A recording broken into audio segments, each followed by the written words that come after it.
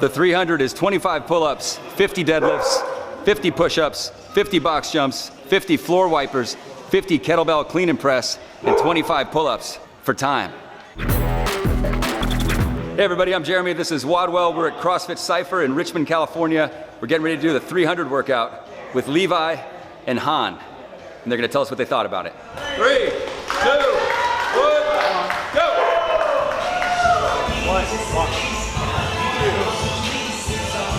For the first round of pull-ups, it was kind of just, you get like the camera and you get the people. Thinking I was gonna do, I think like rounds of 7 or 8 at a time, and sort of strategy went out the window. And then or something, I was like, okay, I need to like break it up and actually start thinking about it because it's a long workout. Yeah. In general, I'm not very good at pull-ups, but I can usually do a couple short choppy sets toward the end. So I figured if I just knocked out a huge set, I could just go for 3s or something like that.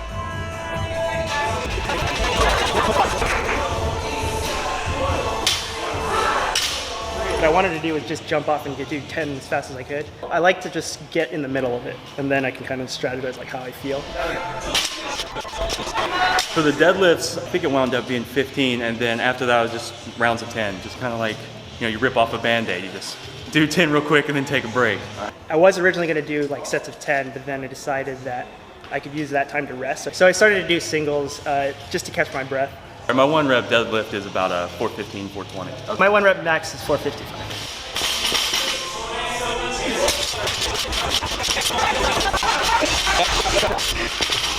So guys.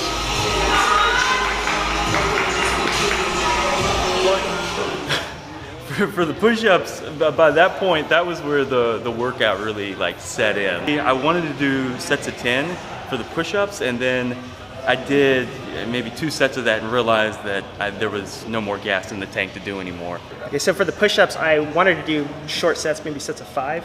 And then what I ended up doing was halfway through just pacing off of Levi. When I saw him break, I tried to do maybe an extra one or something like that.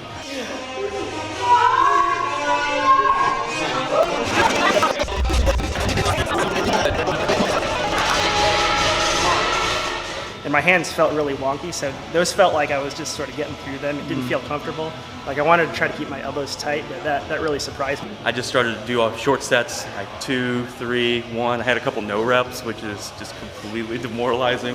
That one of all the movements, that was by far the worst. I think if I could go back, I would definitely relook at the push-ups and do those better. Nice. The original plan was to try to do rebounds and just try to rest at the top. I knew that this was going to be the absolute worst part of the workout. Keep moving.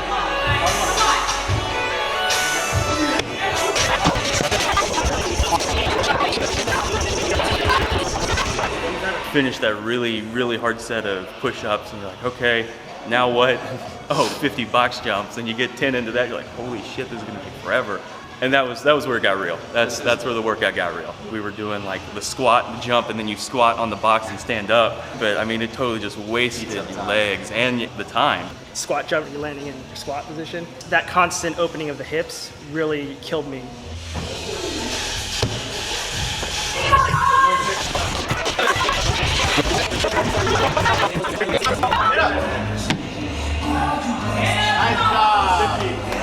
Good.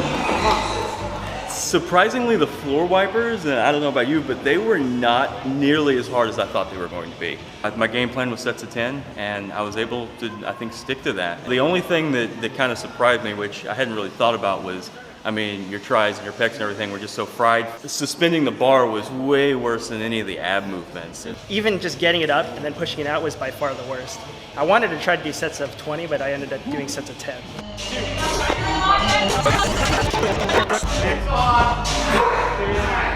At the bar here, and I'm a pretty deep person, so I pull it down and it's like crushing, but I didn't want to bail overhead because then you have to chase it down. Yeah. So that was pretty uncomfortable. I don't know how I would have done that differently, but. So what I did was I bailed out this way, kind of like rocked through my head and then pushed it. Oh yeah? Yeah, I don't know if that's the smart thing to do, but I was like, I wonder if I can fit in this.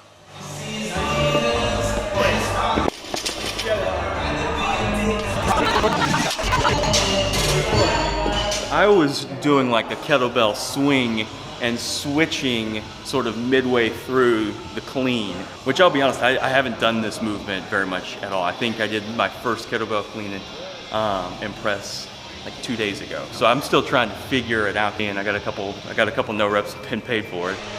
No push press. No push press.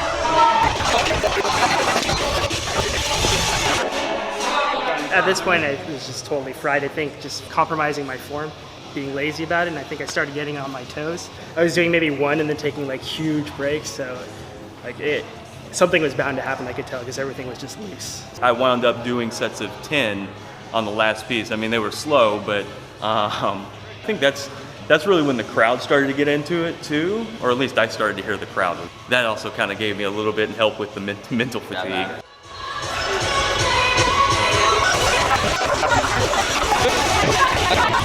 Almost there. And the pull-ups, I had to start breaking it down into like 1s and 2s.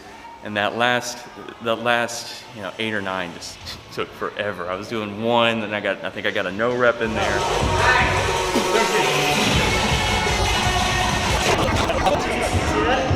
Oh shit. I think I'm done, yeah. I mean, I totally started to like feel a little woozy, and stuff started spinning a little bit. And I was like, all right, let's be smart about this. I'm not gonna quit with 4 reps left. Come on. Finish them up like that, just like that. Mid pull, good. One more. Last rep. We got it. We got it. Get up. Good. Oh, look at that. Woo. Nice job, buddy. Way to keep chipping. Damn. You gonna keep going? I don't think so. Calf cramp? Once I would flex my calf and it would just like instantly cramp up, I knew that was sort of the end of it. Finish strong. The last pull, by the way, was like 6 inches. I know. I think that was more of the last pull was definitely a moral victory for me. Like, all right, this workout, I'm done.